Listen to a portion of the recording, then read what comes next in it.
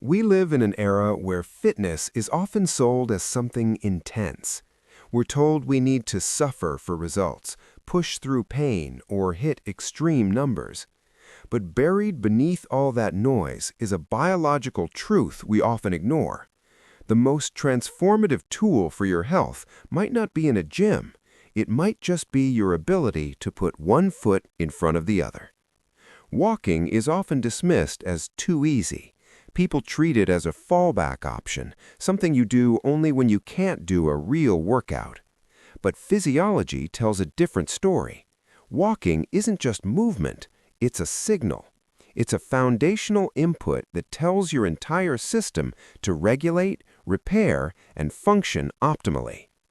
Today, we aren't talking about step counts or calorie burn. We're looking at the biological cascade that happens when walking becomes a non-negotiable.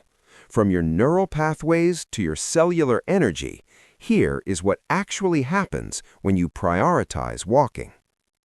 Quick note before we dive in. This video is for educational purposes. Always check with your doctor before starting new health routines. Let's start at the top, your brain. For a long time, we thought brain decline was inevitable, but research into neuroplasticity shows us that movement can physically alter brain structure. Specifically, regular walking has been linked to the preservation of the hippocampus, the area responsible for memory and learning. As we age, this area tends to shrink. However, studies involving consistent aerobic walking have shown volume increases in this region.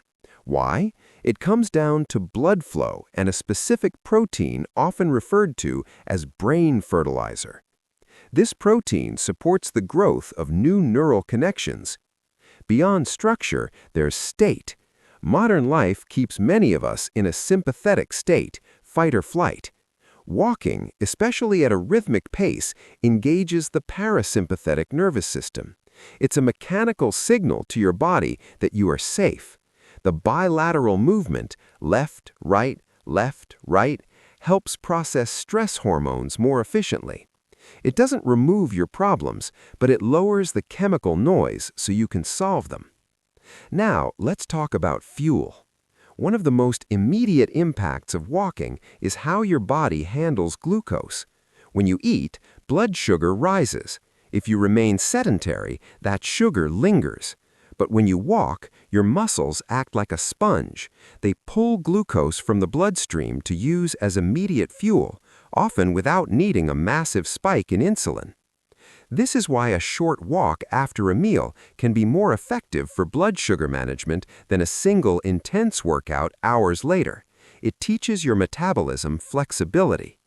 This extends to your cellular energy. Inside your cells are mitochondria, the power plants. Sedentary behavior can make them inefficient. Gentle, consistent movement stimulates mitochondrial biogenesis. Basically, you're building better engines. This is why consistent walkers often report steady energy levels throughout the day, rather than the highs and crashes associated with intense training or caffeine reliance. There's a myth that walking wears down joints. The opposite is true. Cartilage doesn't have a direct blood supply. It gets nutrients through compression and decompression. Movement lubricates the joints. Stagnation is what leads to stiffness. Furthermore, walking is a posture reset. In a world of screens and slouching, an upright walk engages the posterior chain and opens the chest. It reinforces the skeletal alignment you need to stay independent as you age. This brings us to Healthspan. It's not just about living longer, it's about living capable. The ability to climb stairs, carry groceries, and maintain balance is directly tied to gait speed and walking habits. Maintaining this habit preserves the connection between your nervous system and your muscles, which is the first thing to fade if you stop moving. So, what's the catch? Is there a magic speed? A magic number of steps? The data suggests the magic isn't intensity, it's frequency. Your body adapts to what you do most often. If you walk intensely once a week, but sit for 6 days, your body treats the walk as an anomaly. If you walk moderately every day, your body treats movement as your baseline identity. A 15-minute walk done daily creates a stronger physiological signal than a 2-hour hike done once a month. It keeps insulin sensitivity high, stress hormones low, and joints lubricated. It's about showing up, not showing off. Walking is foundational. It supports your cognition, your metabolism, your structure, and your mood simultaneously. It doesn't require perfect conditions or expensive gear. It just requires the decision to move. Here's my challenge for you. For the next week, don't worry about speed or distance. Just focus on showing up. Attach it to something you already do. Walk after coffee. Walk after lunch. Walk while taking a call.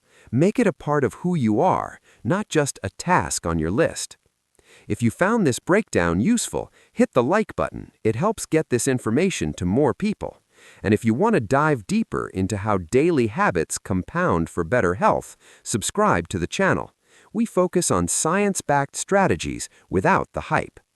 Check out this video next, where we break down how nutrition pairs with movement for optimal results. Thanks for watching, and I'll see you in the next one.